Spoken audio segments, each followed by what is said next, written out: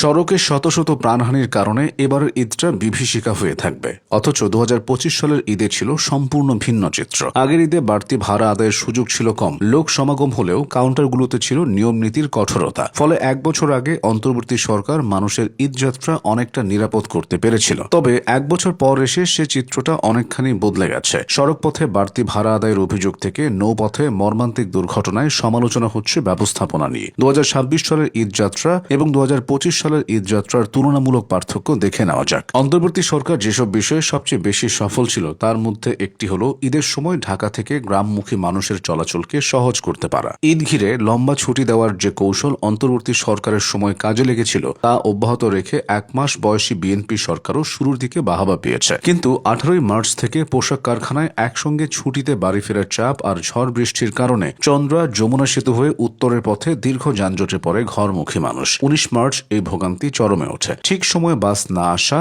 বাসে উঠতে না পেরে এবারও বহু মানুষকে ঝুঁকি নিয়ে ট্রাক পিকআপে চড়ে বাড়ি যেতে হয়েছে। এবারও দুর্ঘটনায় প্রাণ ক্ষয় হয়েছে। গত বছর ঈদযাত্রা নির্বিঘ্ন ও নিরাপদ করতে সড়ক পরিবহন ও সেতু মন্ত্রণালয় বিশেষ ব্যবস্থার কথা জানিয়েছিল। ঈদ উপলক্ষে মহাসড়কে ট্রাক, কাভার্ড ভ্যান এবং লরি চলাচল বন্ধ রাখার সিদ্ধান্ত নেওয়া হয়েছিল যাতে যানজট এবং দুর্ঘটনা কমানো যায়। এই সিদ্ধান্ত অনুযায়ী ২০২৫ সালের ২৫ মার্চ থেকে ২৮ মার্চ পর্যন্ত এবং ঈদের পরবর্তী ৩ দিন মহাসড়কে ট্রাক, কাভার্ড ভ্যান এবং লরি চলাচল বন্ধ থাকে। তবে নিত্যপণ্য, পচনশীল দ্রব্য, গার্মেন্টস সামগ্রী, ঔষধ, সার এবং জ্বালানি বহনকারী যানবাহন এই নিষেধাজ্ঞার আওতা মুক্ত ছিল। এই সিদ্ধান্তের ফলও পেয়েছিল যাত্রীরা।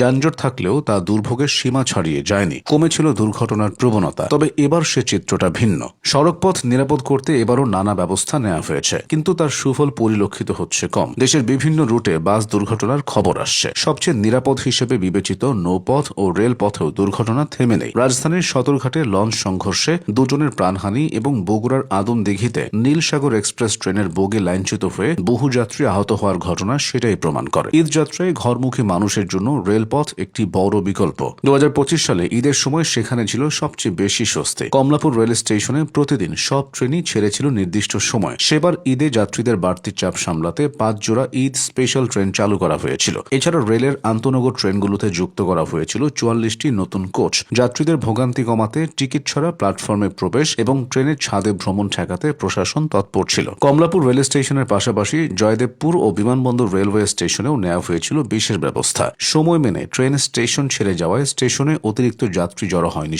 সেবার দেশের সকল আন্তনগর স্টেশনে নিরাপত্তা বৃদ্ধি করেছিল বাংলাদেশ রেলওয়ে পুলিশ ও রেলওয়ে নিরাপত্তা বাহিনী। পাশাপাশি সার্বক্ষণিক সিসিটিভি ক্যামেরায় মনিটরিং ছিল কঠোর। গত বছর আর এবছরের ঈদযাত্রায় আরেকটা পার্থক্য ভাড়া আদায়। এবারের ঈদযাত্রায় অতিরিক্ত ভাড়া আদায়ের নৈরাজ্য গত ২০ বছরের রেকর্ড ভঙ্গ করতে চলেছে বলে অভিযোগ করেছে বাংলাদেশ যাত্রী কল্যাণ সমিতি। তাদের তথ্য অনুযায়ী ১৪৮ কোটি টাকা বাড়তি ভাড়া আদায় হবে। তবে এই বিষয়টি অস্বীকার করেছে সড়ক পরিবহন মন্ত্রী। এদিকে গত বছর ঈদযাত্রায় ভাড়া আদায় নিয়ে তুলনামূলক কম অভিযোগ ছিল। ট্রেনের পাশাপাশি বাসের টিকিটও অনলাইনে কিনতে পাওয়ার ফলে বাড়তি ভাড়া আদায়ের সুযোগ ছিল না। টিকিট নিয়ে কালোবাজারের অভিযোগও ছিল কম। সব মিলিয়ে গত বছর আর এবছরের ঈদযাত্রার ফারাকটা স্পষ্ট।